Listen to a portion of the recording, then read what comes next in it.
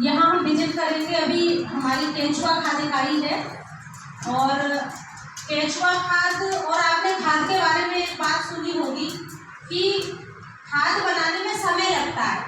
हमारे किसान भाई यही समझते हैं कि कम से कम 6 महीने लगते हैं। जो हम कचरा डालते हैं ना, पशुओं का गोबर है, विभिन्न प्रकार के कचरा उस पर डालते हैं, कहीं कूड़ा बोलते हैं, कहीं उकेरा बोलते हैं, अलग अलग आपके राजस्थान में भी कुछ अलग नाम से बोलते होंगे, जहाँ पे कचरे का एक ढेर रहता है। तो उसे सड़ने में हम क्योंकि उसे ऐसे ही छोड़ देते हैं, 6 महीने तक का समय लगता है। लेकिन अब अगर हम समझने का प्रयास करें तकनीकी के हिसाब से, तो आप 72 घंटे में खाद बना सकते हैं। केंचुआ की खाद सिर्फ 72 आवर्स में, ये आपने कहीं सुनी है ये बात? सिर्फ 72 घंटे में कैसे बना सकते हैं? कोई बता सकते हैं? ये अगर हम तकनीकी लगाएं, जैसे आपने देखा होगा कुछ अलग करना चाहे, मैं आपको एक छोटा सा आइडिया दूंगी कि सब्जी मंडी सब जगह होती है हर शहर में, और सब्जी मंडी का वेस्ट भी निकलता है, सब्जियों का कचरा निकलता है। आप कचरा उठा लें, और आपने देखा होगा रोड पे बहुत सारी गाय घूम रही है। जब गाय दुधारू नहीं होती है तो वो हमारे लिए वेस्ट होती है। आप गाय अपने यहाँ पे बांधें, मंडी से आप सब्जियों का वेस्ट उठाएं और वो गाय को खिलाएं, और गाय की वो जो जिंदगी होगी वो रिटायरमेंट वाली जिंदगी होगी। वो आपको दूध और बच्चे नहीं दे रही है, वो सिर्फ गोबर देगी। आप सुबह अगर आपने मंडी से सुबह 6 बजे कचरा उठाया है और 9 से 10 बजे आपने गाय को खिलाया है, 6 बजे तक वो उसका गोबर बना के आपको देगी। और फिर आप एक अपने यहाँ बायोगैस प्लांट लगा दो, और जब बायोगैस प्लांट में आप वो गोबर डालेंगे, वो आपका 24 से 48 घंटे के अंदर स्लरी के रूप में बाहर आ जाए। स्लरी जो निकलती है, और स्लरी जो निकलती है उसके अंदर जो मीथेन है वो अंदर उसमें कैप्चर हो जाएगी, और ये पक जाएगा। जो उसके अंदर सेलुलोज है वो पक जाएगा। जो स्लरी बाहर निकल रही है वहाँ पे एक आप गड्ढा तैयार करें और वहाँ आप केंचुए छोड़ दें, और ये केंचुए क्या करेंगे, उसको खाएंगे और अपने एक्सक्रीटा विस्टा के रूप में, जिसको हम वर्मी कास्ट भी बोलते हैं, खा के उसे निकाल देंगे। ये प्रोसेस आपका 72 आवर्स में हो जाएगा। इससे फास्ट कोई भी दुनिया की मशीन नहीं है कि जो खाद बना सके। और आपका जो कचरा ढेर में पड़ा हुआ है वो 6 महीने में भी नहीं सड़ता है। तो यदि आप ये टेक्नोलॉजी अपनाएं, मैंने जो बताया, अगर क्योंकि किसी भी चीज़ का, जो हम मंडी के कचरे की बात कर रहे हैं, किसी भी चीज़ का हमें समय पे यूज करना चाहिए। अगर वो कचरा 10 दिन 15 दिन वहीं पड़ा रहेगा तो वो वहीं बेकार हो जाएगा, आपके पशुओं के खाने लायक नहीं बचेगा। इसीलिए मैंने आपको पहली लाइन में बताया कि समय बहुत इंपॉर्टेंट होता है। आप उसे फ्रेश उठाएं, फ्रेश खिलाएं, और आप उससे, क्योंकि जो वर्मी कंपोस्ट है, वर्मी कंपोस्ट जो तैयार करेंगे, ये हम खेती के लिए ब्लैक गोल्ड बोलते हैं। और मैं ओवरऑल एक बहुत छोटे उसमें बात करूँ कि यदि हम पूरे भारतवर्ष की बात करें, अभी भारतीय मृदा विज्ञान संस्थान है भोपाल में, जो ऑल ओवर इंडिया का सबसे बड़ा मृदा विज्ञान संस्थान है भोपाल, और वहाँ पे अनुसंधान के माध्यम से पता चला, उन्होंने हर स्टेट की मिट्टी का टेस्ट किया, और उसमें हर स्टेट का उन्होंने बताया कि मिट्टी में सबसे ज़्यादा जो चिंताजनक स्थिति है वो कार्बनिक अंश की है।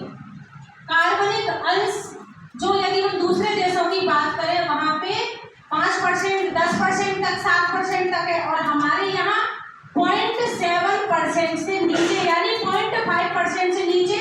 अगर मैं अपने मध्य प्रदेश की ही बात करूं तो 74% मिट्टियाँ ऐसी हैं जिनमें कार्बनिक अंश 0.3% से नीचे आ चुका है, जो कि 0.5% से कम है। मिनिमम हमें उत्पादन लेने के लिए कम से कम 0.7% हमारे खेत में कार्बनिक अंश होना चाहिए मिनिमम। लेकिन हमारा जो ग्राफ है वो कार्बनिक अंश का नीचे आ रहा है। आज हमारी मृदा में 0.1, 0.2, 0.3% कार्बनिक अंश है सिर्फ। 74% आप मध्य प्रदेश में ही समझ लें कि 100 अगर हमने किसान के खेत से नमूने लिए तो उसमें 74 ऐसे थे जिनमें कार्बनिक अंश 0.3% से नीचे था। अब उस खेत में आप कितना ही यूरिया दे देना, कितना ही डीएपी दे देना, कितना ही एसएसपी दे देना, आपका कोई भी उत्पादन आपके हाथ में जितना आना चाहिए नहीं आ सकता। वही आपके राजस्थान की स्थिति है। अब आपका टाइम होता फिर कभी आएंगे, मैं आपको वो डेटा भी दिखा पाती, हर स्टेट का डेटा है उसमें। तो ये जो कार्बनिक अंश की स्थिति है ये बहुत ही दयनीय है। अगर ये हमारा दिन प्रतिदिन कम हुआ तो हम उत्पादन नहीं दे पाएंगे। और सोयाबीन राज्य कहा जाता है मध्य प्रदेश को। आज के टाइम पे मध्य प्रदेश सोयाबीन में 50 किलो बीघा का उत्पादन ले रहा है, पता है आपको? सिर्फ 50 किलो। यही महाराष्ट्र 1 बीघे में 5-5 कुंटल का उत्पादन ले रहे हैं सोयाबीन का। वो क्या है? वो कार्बनिक अंश की कमी है। तो हमें हमारे किसानों को ये समझने की ज़रूरत है कि हम खेत में देशी खाद ज़्यादा से ज़्यादा लेके जाएं, तभी हमारी अच्छी वैरायटी का बीज काम करेगा, तभी हमारे खेत में कोई भी उर्वरक काम करेगा, तभी आप ज़्यादा उत्पादन ले सकते हैं, तभी आप खेती को मुनाफे का, आप ये कह सकते हैं लाभ का धंधा बना सकते हैं। यदि कार्बनिक अंश कम रहेगा तो आपकी लागत ज़्यादा आएगी, आमदनी कम होगी और दिन प्रतिदिन आपकी जो खेती है वो घाटे में जाएगी, आपकी लागत भी चलेगी और आपको कुछ मिला भी। ठीक है, तो आप खेत में देशी खाद लेके जाए और हम आप विजिट करेंगे ज़्यादा। कार्बनिक अंश रीजन जो है ये हमारे रासायनिक उर्वरक जो अंधाधुंध हम यूज कर रहे हैं वो है। बहुत अच्छा प्रश्न है आपका, ये समझना चाहिए। आप देखो पूरे भारतवर्ष में हर किसान यूरिया डाल रहा है। यूरिया 100 किलो में 46 किलो नाइट्रोजन है, 100 किलो में 46% नाइट्रोजन है। बाकी आपने सोचा कि बाकी क्या है? कभी सोचने का प्रयास किया? अगर 100 में से 46 गए तो कितना बचा? 54 किलो। जो 54 किलो है वो क्या है? फिलर्स है, वो सीमेंटिंग एजेंट है जो उसको बेस तैयार करके दे रहे हैं। और जो सीमेंटिंग एजेंट है, जो फिलर है, वो आपकी जमीन में जाता है और जमीन को कड़क बन देता है। और जब जमीन कड़क होती है तो हमारी जो मिट्टी में जीव बैठे हैं, जो जीवाणु बैठे हैं, जब हमारा खेत कड़क होता है तो उसमें हवा का आवागमन अवरुद्ध हो जाता है। जब हवा का आवागमन नहीं होगा तो जो जीव है वो सांस नहीं ले पाएंगे, उनकी मोर्टेलिटी ज़्यादा होगी, जीव शक्ति हमारे खेत में कम होने लगेगी।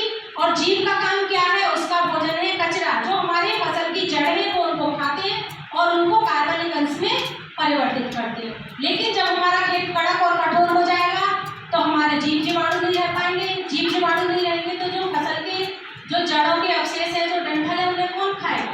खाने वाले नहीं है।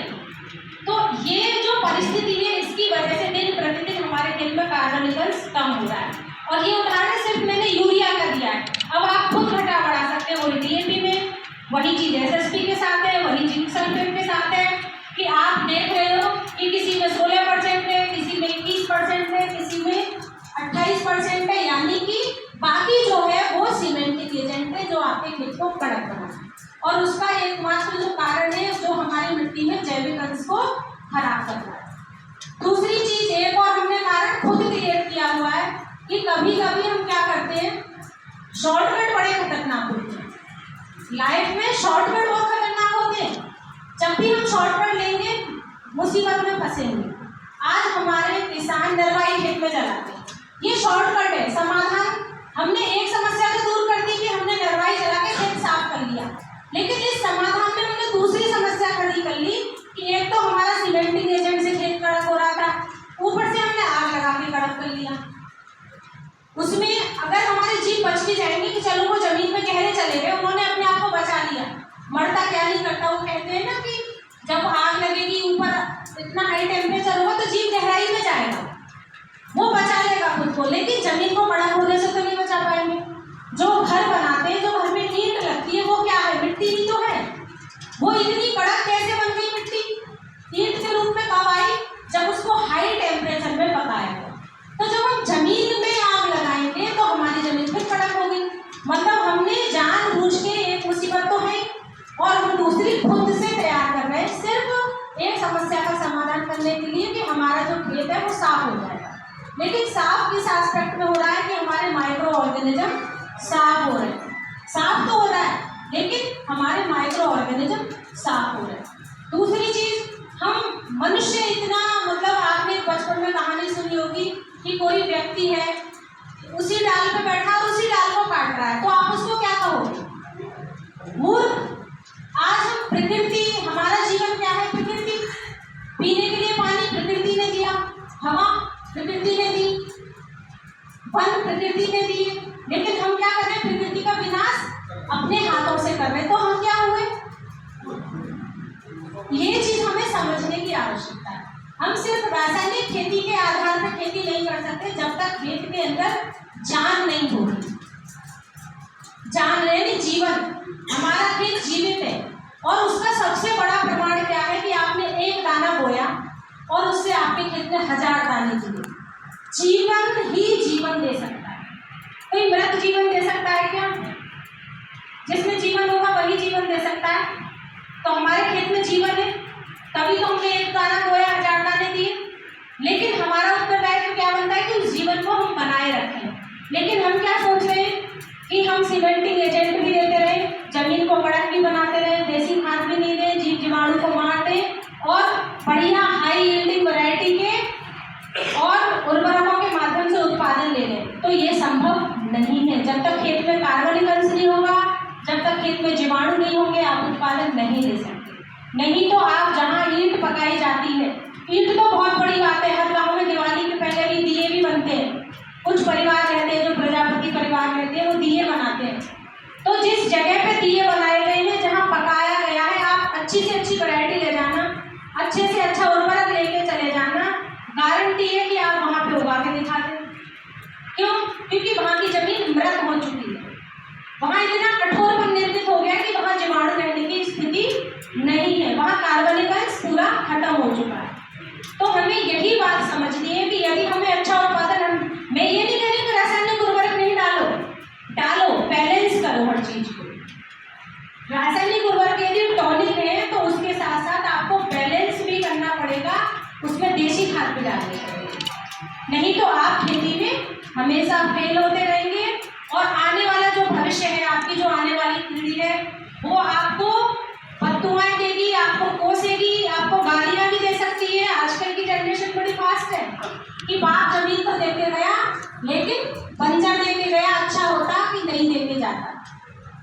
आगे वाली पीढ़ी यही कहेगी, वो हेजिटेट नहीं करती है, वो हमारे जैसी इतनी नहीं संस्कार, हम तो फिर भी ढो रहे हैं, वो नहीं ढोने वाली, वो गाली देगी हर दिन कि खेत तो देके गए लेकिन कोई काम करे। तो कम से कम गाली खाने का काम तो मत करो, बच्चों को खेत ऐसा देके जाओ जैसे आपके पिताजी और आपके पिताजी को आपके दादाजी ने दिया। या तो देके ही मत जाओ या फिर उठ जाओ, और वो तभी संभव है जब आप उसमें देशी खाद डालोगे। और मैंने एक फॉर्मूला आपको बता ही दिया देशी खाद बनाने का सबसे फास्ट तरीका, उससे फास्ट तरीका कोई इंडस्ट्री नहीं कर सकती, क्योंकि कचरा खा के गाय जितनी जल्दी गोबर दे देगी कोई मशीन तो दे नहीं पाएगी। क्या आप मशीन में कचरा डालो और मशीन आपको गोबर बना के दे देगी? और बायोगैस इतनी जल्दी डाइजेस्ट करके दे देता और कोई मशीन नहीं दे सकती। और केचुआ उसको खा के, केचुआ जो केचुए की खाद बनाता है, उसकी एक और बड़ी खासियत है कि जो केचुए की खाद है जब हम खेत में ले जाते हैं तो ये स्लो रिलीज का काम करती है। एक बार केचुआ की खाद यदि आप खेत में डालेंगे उसका इफेक्ट 3 साल तक रहता है। और जो केचुए की खाद है उसमें कोकून होते हैं, कोकून में 5 से 6 अंडे होते हैं, वो अंडे भी जाते हैं, वो केचुए का रूप लेते हैं। दूसरी चीज, यदि आपकी मजबूरी है कि आप दवाइयाँ डाल के आपके खेत के केचुए मर रहे हैं, तो ऐसे में आप अलग से नर्सरी बनाएं।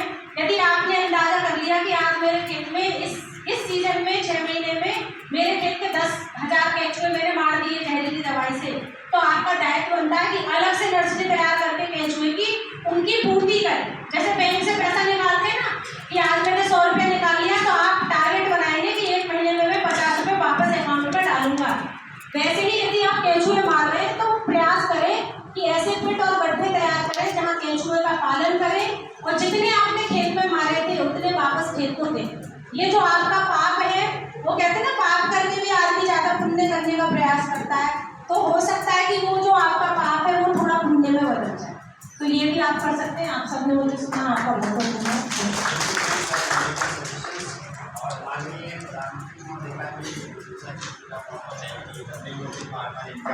और उसी परिप्रेक्ष्य में क्योंकि अपने पास में चैलेंजेस बहुत सारे थे, जैसा मैडम ने भी ब्रीफ किया आपके सामने, चैलेंजेस बहुत ज़्यादा, जो छोटी होती जा रही है, इनपुट की जो कॉस्ट है वो एक्सप्लेनेट होगी। ऐसे जैसे करके अपने को इनपुट पे फोकस करना है कि अपन बीज की कॉस्ट घटाएं और जो केमिकल फर्टिलाइजर पे एक बहुत बड़ा अमाउंट जा रहा है उसको अपन रोकें तो हो सकता है कि डबल तो नहीं कहेंगे पर कुछ इजाफा इसमें अपन कर पाएंगे। Thank you very much. Visit करेंगे अपनी